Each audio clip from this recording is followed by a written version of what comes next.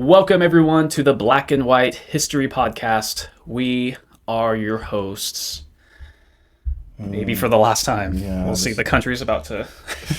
I'm Christian. This is all it would take. This is the final nail in the coffin for this modern America, is a black man is going to criticize Abraham Lincoln. Yeah. Uh-oh. Oh, he's a great Abraham, Father Abraham. And no. I'm Jordan.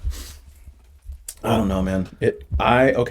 From the jump, I want to say this unequivocally. Let me be clear. Abraham Lincoln, top. I did not have some... read my... No, that's Nixon. Read my lips. Now it's H.W. Bush. Oh. No new taxes. Not gonna do it. Wouldn't be prudent. It's always the thumb pointer. Yeah. Never trust a guy who... Never trust a thumb pointer guy. Either this or just point. Just point. Don't thumb point. Like, what are you doing? Or maybe... I'm okay with this. You do the Yeah. It's too hot in my mouth. Yeah. Knife hand, finger point, no thumb point. Yeah. Yeah. No. Abraham Lincoln, top 5 president. First ballot top 5 presidents. Okay? Of personal favorite or like just objectively Kind of best? objectively. Okay. Kind of objectively. As far as like national impact, cultural impact on our nation's identity. And then, like his name has kind of stood the test of time. So there's that. Having said that, I have a question after you. I do have some thoughts. See at thumb point. See, I don't trust you anymore. I don't know. You shouldn't. I don't know. Okay, what is your question? Okay, my question is: do we still have a country without Washington and Lincoln? And would we still have a country if, beside all the other presidents, which are the two where that would legitimately be in question if we would still have a country? Is if it's these two, or if it's neither, or one or the other. Washington for sure.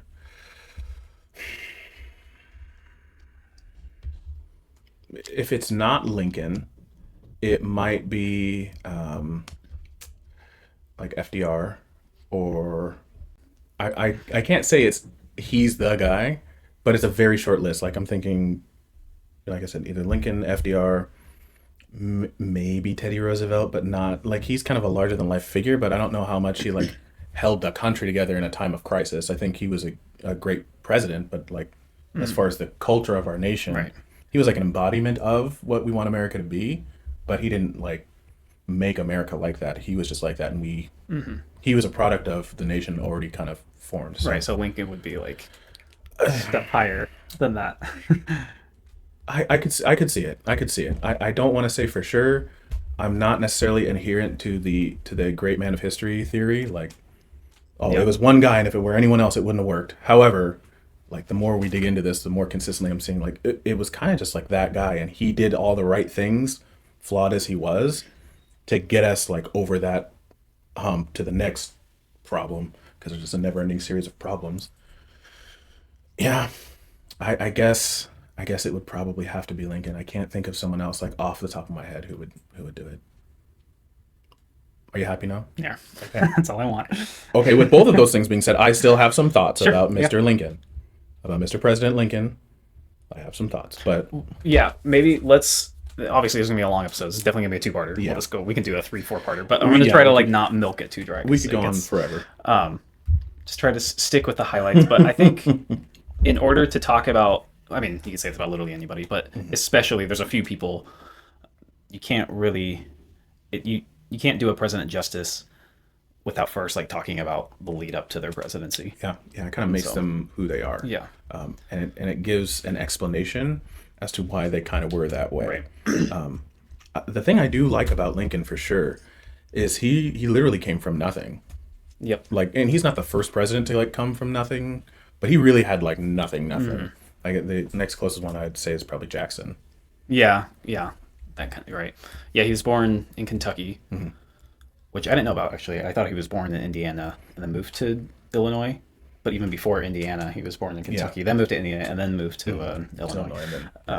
So, yeah, early 1809 February. So, that whole log cabin, it's all true. It is, that is true. He just worked on the farm With his abusive father yeah, who beat him and didn't know how to read and write. Like, yeah. I heard something interesting. Like, the part of the reason why because he was self-taught, like he taught Yep. himself how to read and write, and was really he pursued his own education. Yep. He did that, but so his mom dies as when he's really little, and his Yeah. dad goes to find a new wife and leaves Lincoln and his siblings alone. I can't for raise all months. these kids. Yeah, so I he gotta go comes find a down. wife. So he comes back with a wife, and Here's your new mammy. yeah, and yeah, her name was Sarah Johnston. Yeah, she had like Sarah- 5 names. Yeah. Sarah Johnston, Richard Lincoln. Lincoln, yeah. And so she was kind of the one that facilitated his interest in Yeah, she reading and supported him. Yeah, the Bible and Shakespeare. You know, Shakespeare, King James Bible and Shakespeare. That's what he was raised off. That was a lot of that is actually true. And that was obviously that was facilitated a lot from her as well as other literary Yeah, books and things like that. And yeah, so because his father was not. He was not an educated man. He was like most people, he was just a farmer. log cabin farmer. Yeah. So, and yeah, and he had a rough go too. I know. Like, how many kids did they have? I think it was 2 or 3. Yeah. Well, yeah. There's a handful, and like one died. I know when he was which that's just how. You roll the dice on that in 1809. Yeah. Yeah, so Lincoln was definitely self-motivated, self-taught.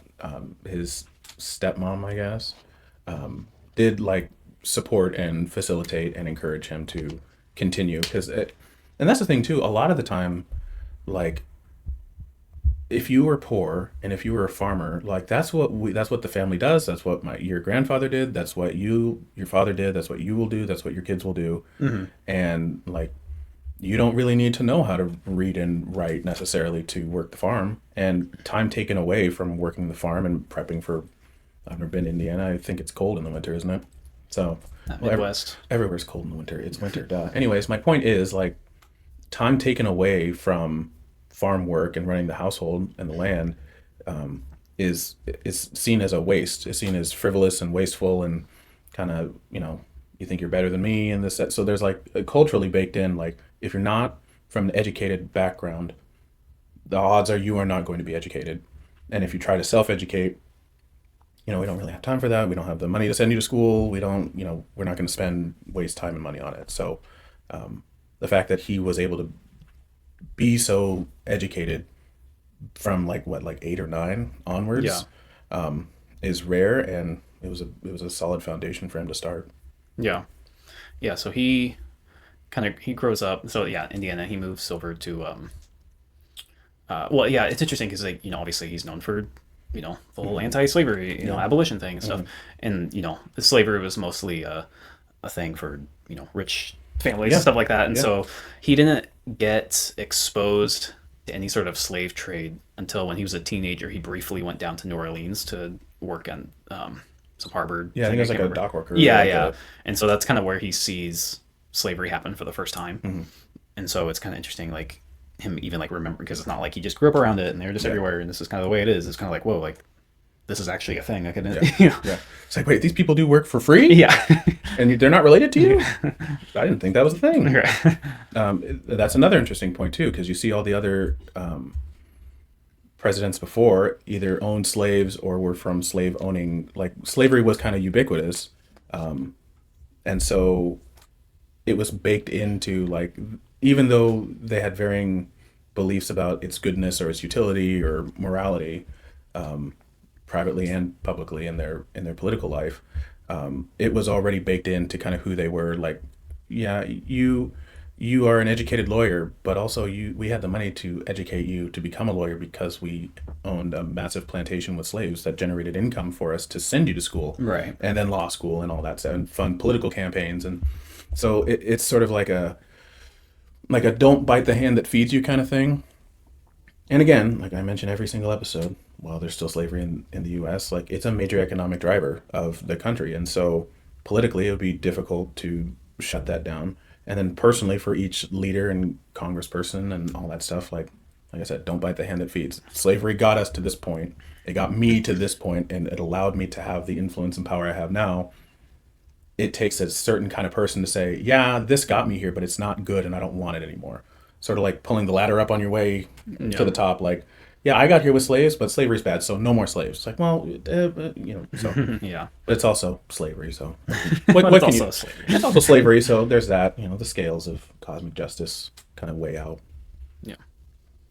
I like how hopefully our videos will start doing better now because They're doing all right. I mean, our videos. Well, considering lately I've been getting some flags about offensive speech, and it's just because we keep saying slavery slave, over and slave, over. slave, slave. You know where the word slave comes from? Or Slav. is that what language is? It's like Eastern Europeans. Oh, okay. So white people were slaves Oh, first. okay. Oh, well, that.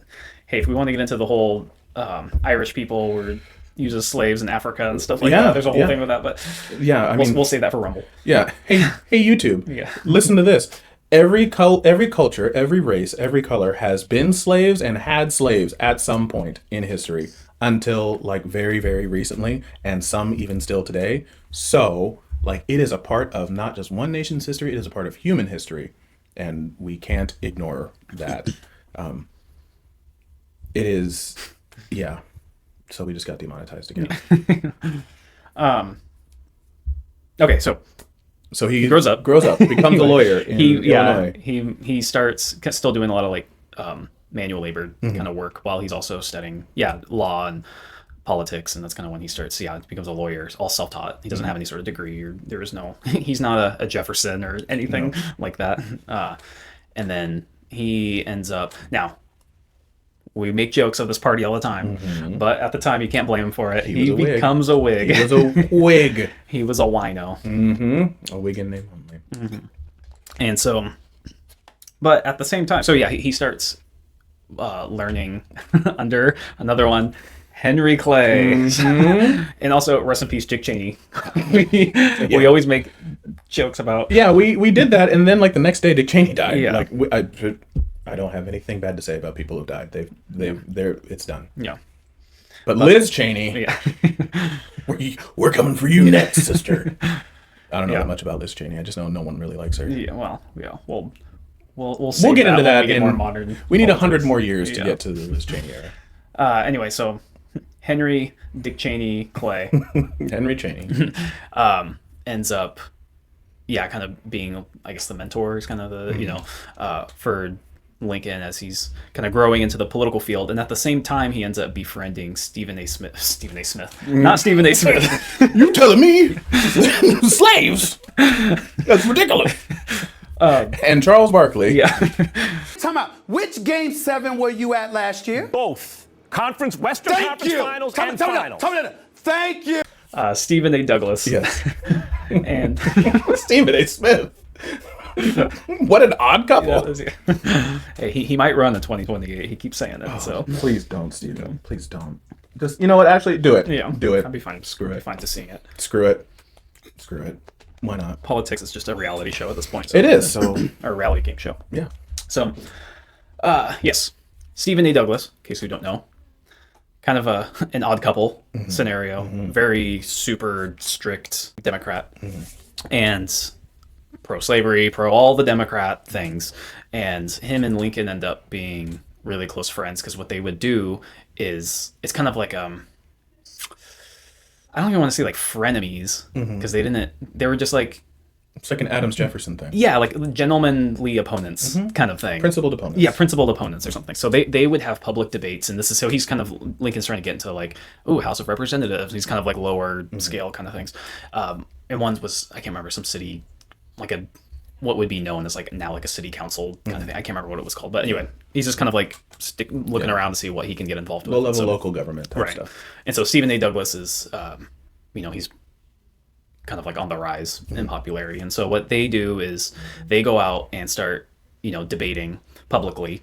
And the debates back then were crazy. They'd be like your opening statement was like an hour and a half long. It was a spectacle. Yeah. It was an event.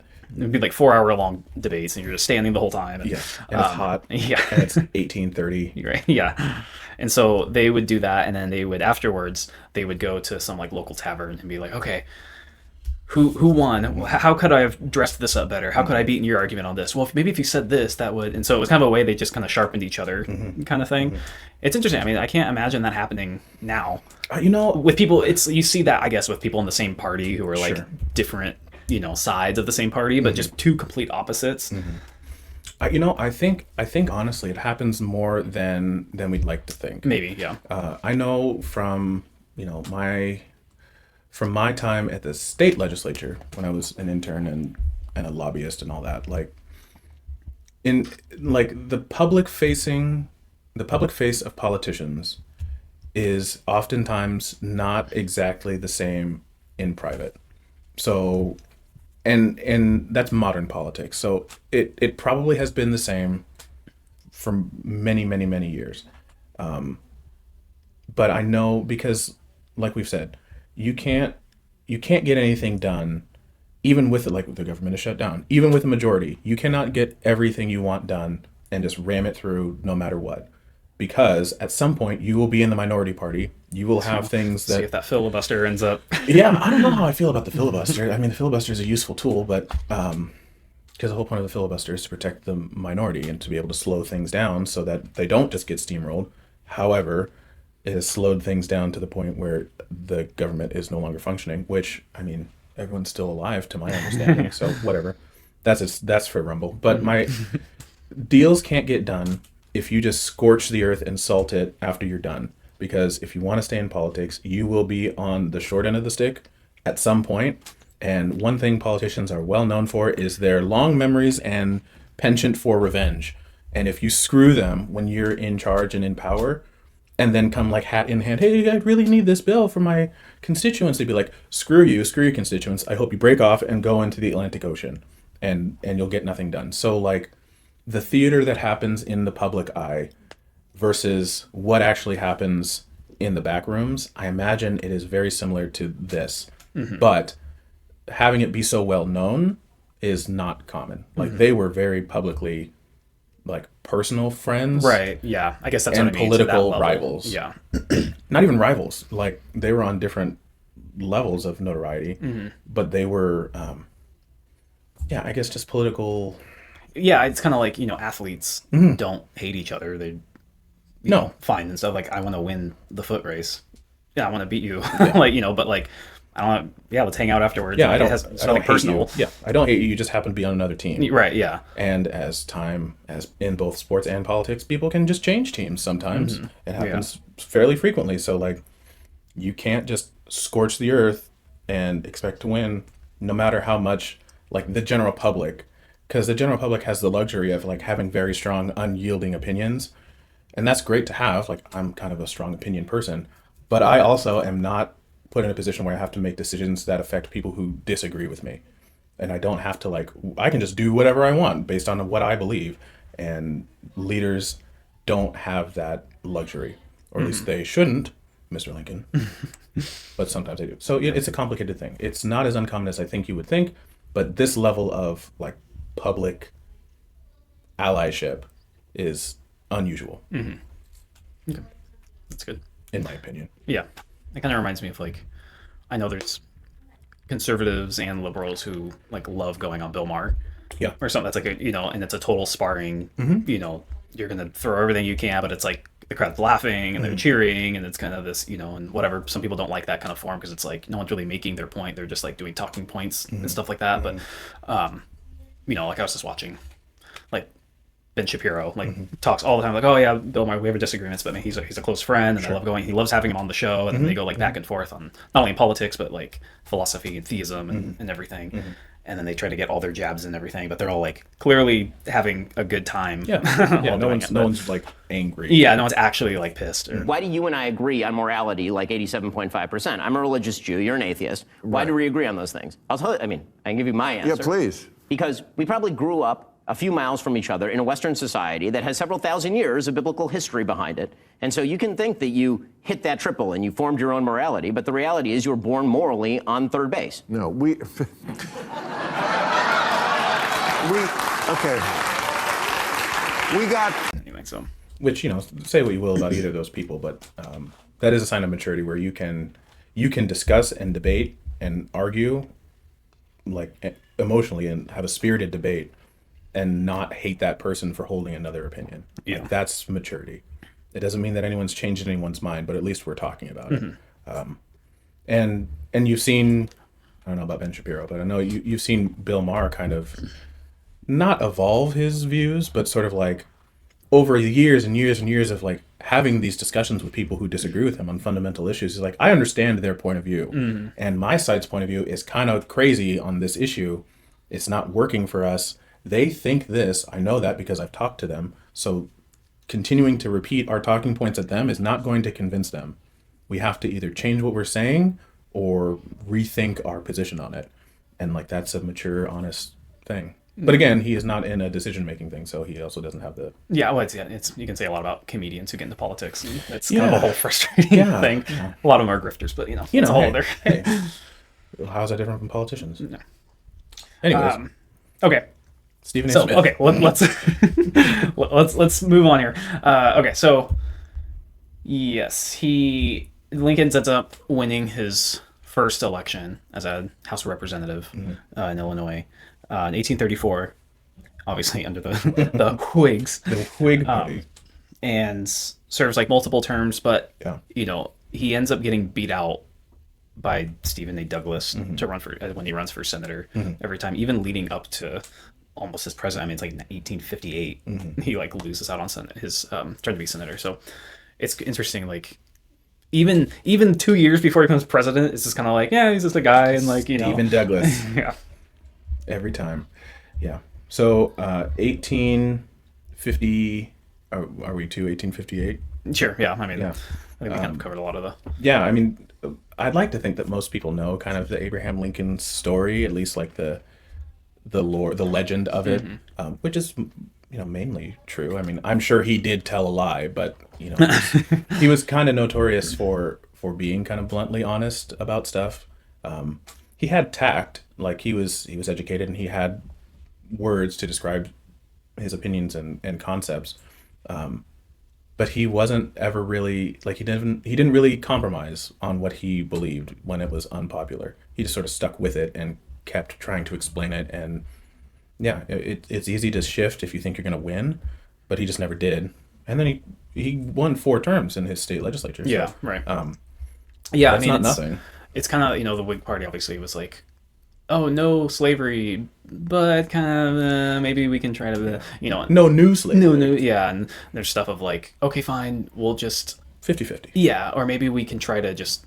Well, he ended up trying to use this when he became president, but the idea of like, can we just compensate you to get rid of your slaves? Yeah, that was an interesting point. So okay, I guess we're in his presidency. Sure. Well, yeah. Here, let's.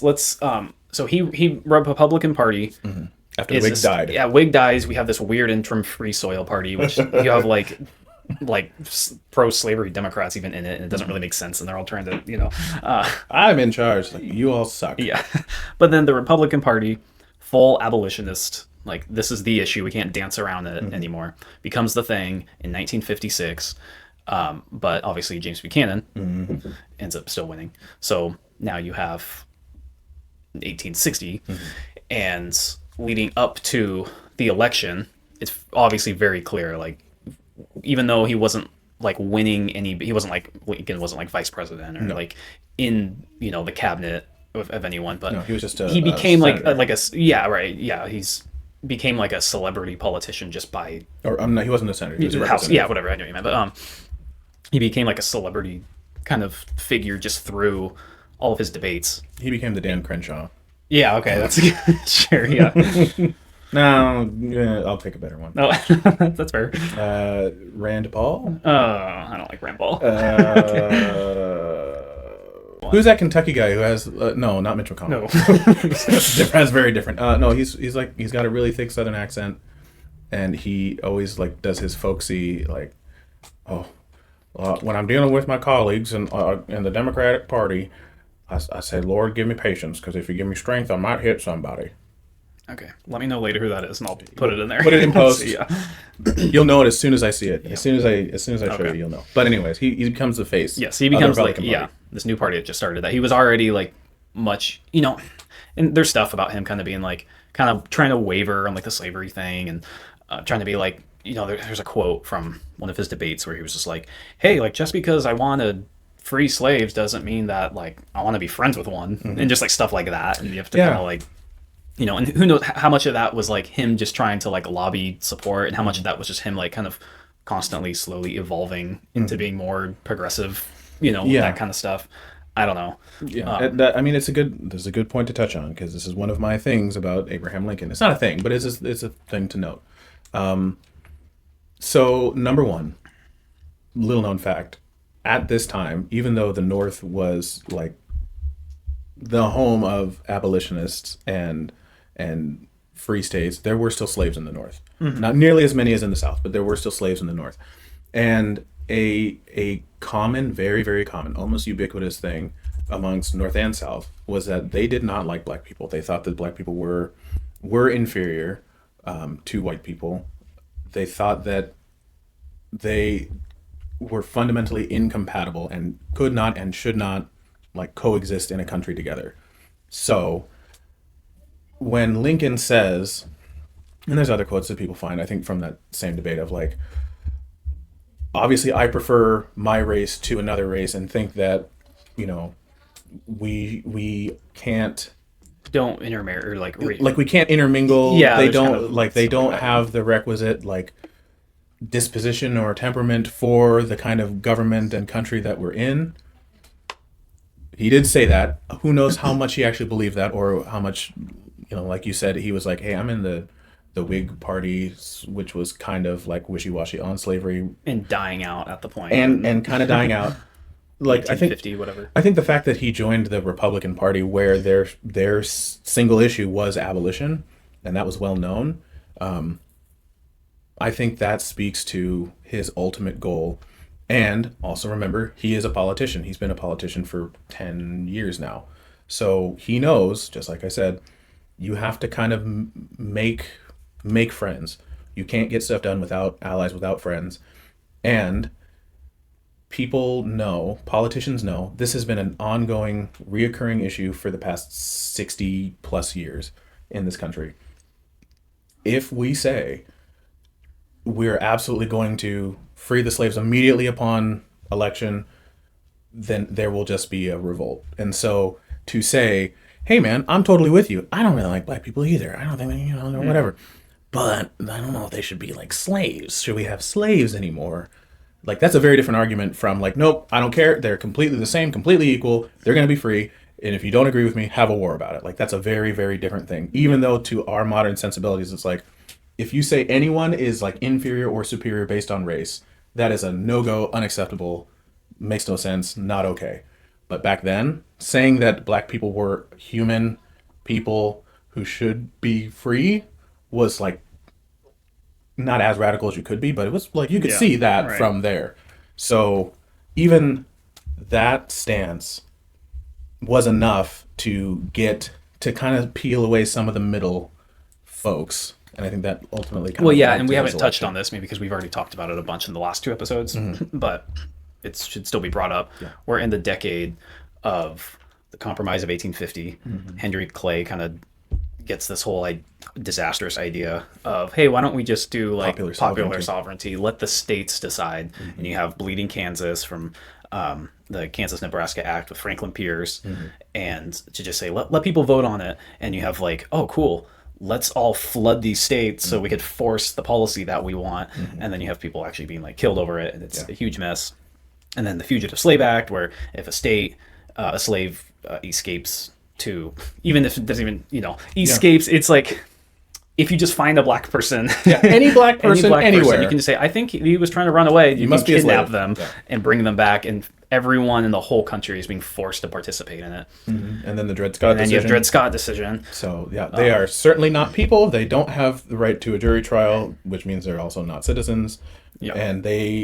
And you can arrest them. It gave judicial backing to the Fugitive Slave Act. Basically, you can just grab any black person you want to, and they have no legal right to sue and say that they're free. Yeah. Watch the last two episodes if you want us to get more into that. Yeah. But we'll kind of just gloss over it just for context. So he ends up running for president, and the country's so so fractured at this point. We're kind of back to 3-4 parties all trying to run. We're kind of like getting away from that. That's very like old, like founding father era time. And then it was kind of like, okay, just the Whigs and the Democrats. And now we're kind of like not saying there weren't other parties, but it was basically like a two-party system for like a minute, and then we kind of get back into like, well, it's kind of anyone's game basically, almost. Yeah. So we have four people running.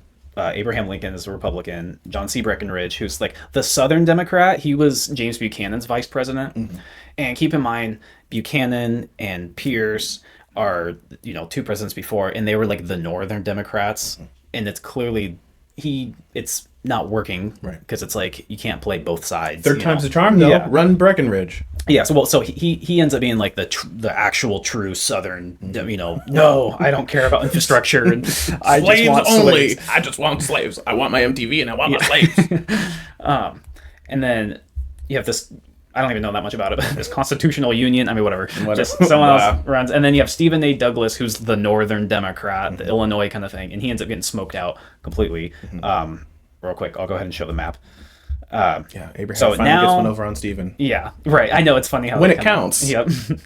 Yeah, you can keep that senator trophy. Yeah. And I'll take the presidency. Yeah. So basically, now we really have, you can obviously tell, I wonder where the Mason-Dixon line is. That is the You split. can tell exactly where it's at. And this is for a while now, we're going to see this huge North versus South kind of split, since there's, the Northern Democrat thing isn't really going to be a thing now. So, yeah, obviously it works out for us, but it's interesting that there's only a couple presidents who have had lower popular vote turnout. I know John Quincy Adams was one. I wonder why. Yeah, well, again, that was kind of like the last of like the 3-4 parties kind of thing. But it is crazy. I mean, 60% of the voter base did not want Lincoln, and so it's one thing to be like, oh, we see it now where it's like you get 50% of the popular vote, and it's like everyone loves you. Look at but to get less than 40. Yeah, that's not good. Yeah, That's so not good. just to show you how much. Also, remember the 3/5 compromise. So every slave counted as 3/5 of a vote. Yes, but that would only be for the electoral college, though. No, it's for the popular vote as well. Well, this is everyone who voted. Oh yeah, everyone. Yeah, so yes, that is true. He would have won even more if that wasn't a thing, obviously. Well, if black people could read Yeah, and write, and were allowed to vote. I feel like there's some guards put up on black people during this time. Maybe they didn't get as many rights as Yeah, white I don't people, know. but It's kind of murky at that time. Who really can tell so far in the past? But yeah, there may have been some obstacles, some like systemic obstacles to black people voting. Perhaps some ballots got lost along the way. But anyways, so Abraham Lincoln wins, and immediately the South is like, nope, we're out, we're done, we secede. Yeah. So I feel like we should have pushed on this more with Buchanan, but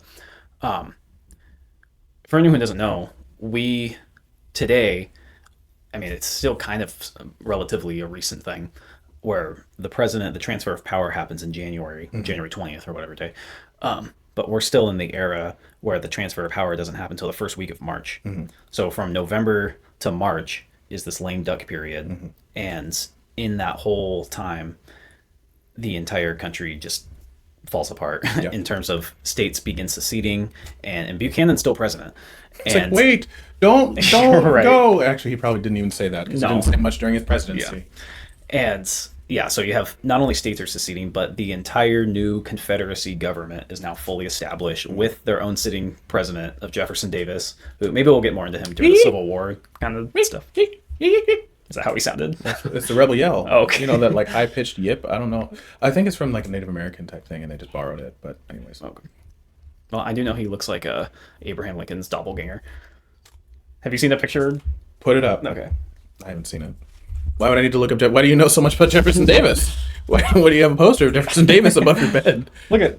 Oh, he kind of does. Yeah, he's got a the very same point. He's hair. got. Oh, look at those cheekbones. You could cut glass on those things. Yeah, he looks like he has slaves. He looks like he likes slaves. Anyway, I just always thought that he looks. He does like kinda his look like brother of Lincoln, and they're both. Like Lincoln always looked scruffy. To have Always. someone else who also looks like Lincoln. Like, nobody looks like Lincoln. So how do you get the Confederate president to also look like Lincoln? Maybe that's how they decided. Yeah. Hey, you look like the other guy, so maybe we just put you in there, and then people will forget, and then they'll get confused, and then they'll both join the Confederacy on accident. Well, It didn't work like that. yeah. It didn't take. So yeah, Jefferson Davis is the president of the Confederate States of America.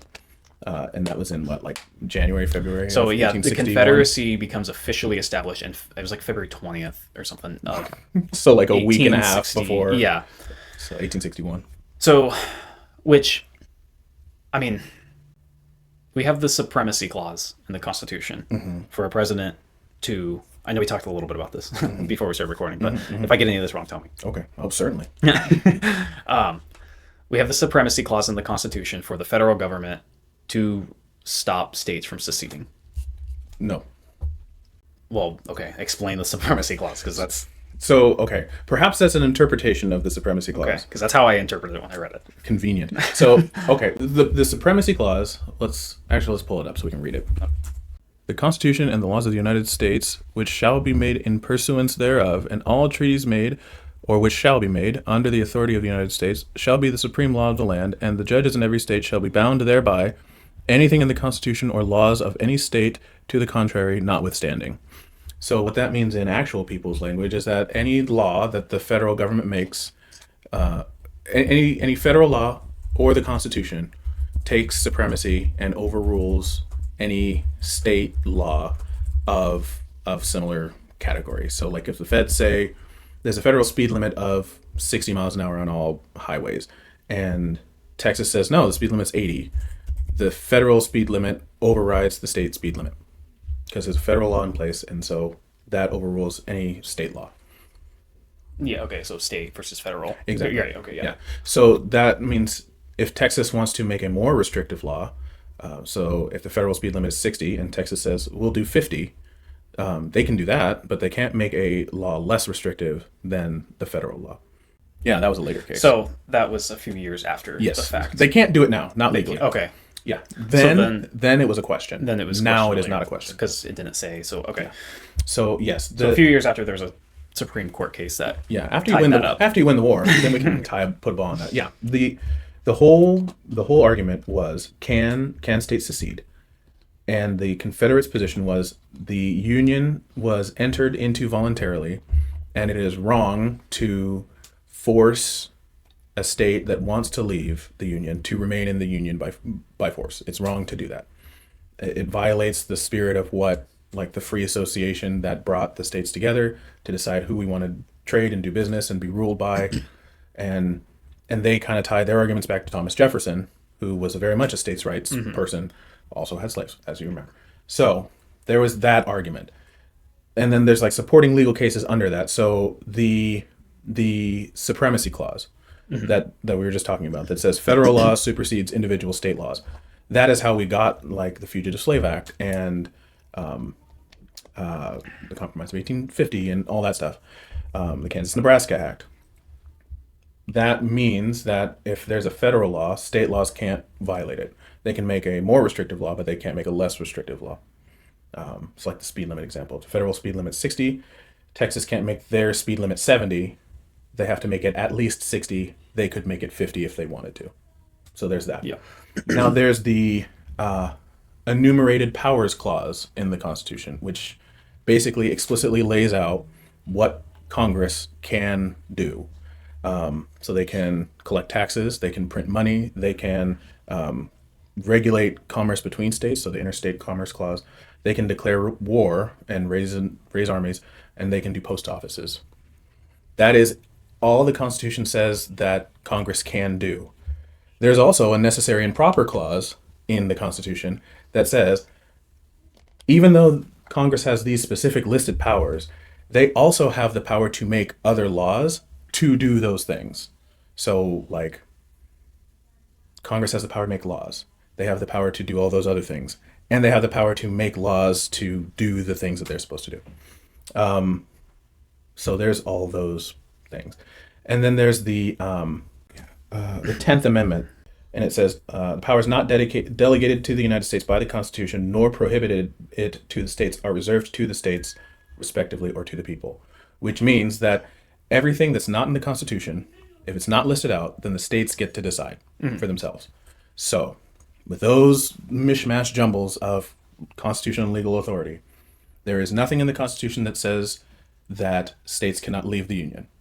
There's nothing. There's processes by which they need to join the union, but it says nothing about whether they can leave or the federal government has the right to stop them from leaving. So because it's not in the Constitution that they can't leave, and the Constitution does say if it's not in the Constitution, the states get to decide. The Confederates' argument is we get to decide and we choose to leave. That's their basic argument. Now, the Republican, Lincoln's argument is that once you join the United States, like he talked about a perpetual union, once you join the United States, like you get to freely choose to join it.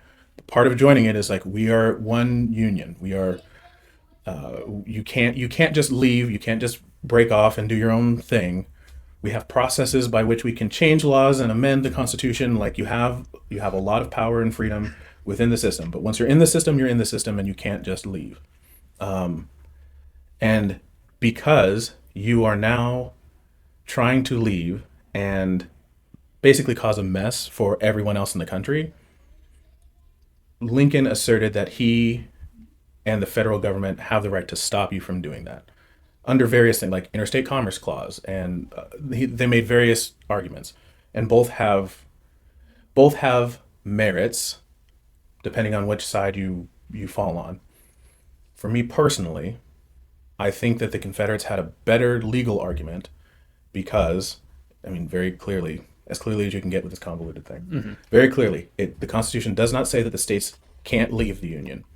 The spirit of the Constitution, the spirit of the framers, like the whole point that they even did this was free association. They can deal with who they want to deal with and exclude who they want to exclude. And so if I want to join the Union and if I want to leave the Union, what was it Jefferson said? Like, it's the Declaration of Independence. When it's the right and the duty of the people to throw off an oppressive government, So to me, the Confederates had a better legal argument for saying that they could go. They had no moral argument, but legally, there was that. I can also see, think today, if California wanted to secede, we are so intermingled with state and local and federal and grant money and military bases and interstate highway systems and all the internet, everything is so interconnected. It is functionally impossible to leave. You'd have to beat the United States and then reform the government to basically leave it exactly the way it was minus California. Yeah. So functionally and logistically, I mean, that's what the Civil War was. You can't just leave. Think of it like a marriage. If my wife decided I'm just going to leave and I'm going to take half the ass, or I'm going to take my stuff with me, I'm going to say, no, you can't. We built this together. We agreed that we were going to be in this together. You can't just leave unless we both agree that you can just leave. But then, the other argument is, I'm a free person, and if I don't want to be in this relationship, I should be able to leave this relationship because I feel like you're treating me unfairly or whatever. So there's arguments on both sides. The hard part is that the argument is about whether or not we can keep people as slaves. Mm-hmm. So that's what makes it difficult. And that's what starts a war. Yeah, so he takes office March 4th, I think it was, something like that. March 4th. Yeah, March 4th. And then we March 4th right into the Civil War. Right to Vicksburg. April 12th. Mm-hmm. It kicks off. Yeah. And then we get into habeas corpus. Should that be the second episode? Yeah. Okay. We'll see you next week. Give us your take in the comments. Yeah. No, please don't. Well, do, I guess. It's interesting to see because I'm looking at it, I'm trying to separate obviously if the Confederacy had won, I probably wouldn't be here having this conversation. So I have a vested interest in the Union winning. But looking at it academically, it is a very complex legal issue that is shaky on the Union side, just in my opinion. Smarter people, more educated people than me clearly disagree with me, but just from where I'm sitting right here, no matter what you think, it was complex for the time. And like you said, bleeding Kansas, people are dying. There are active slaves. It's not just an academic issue to them. This is a real life and death, country ending. Imagine if the country ends, it's absolute chaos and anarchy. Many more people will die. This is a serious international thing. And we have the luxury of sitting in our air-conditioned, heated insulated house without typhoid or cholera to say, well, that technically the enumerated powers clause. Like, it's very easy for us to say, but it was a difficult issue for them at the time. So, yeah. Okay. Well, we'll pick it up next week. Make sure to like and subscribe, and we will see you then. Please don't demonetize us, YouTube. Yeah. We're talking about slavery, but it's history. It's academic. Right. Fair use. I think YouTube, you should know we're on the same side. Yeah, we're on your side. Please.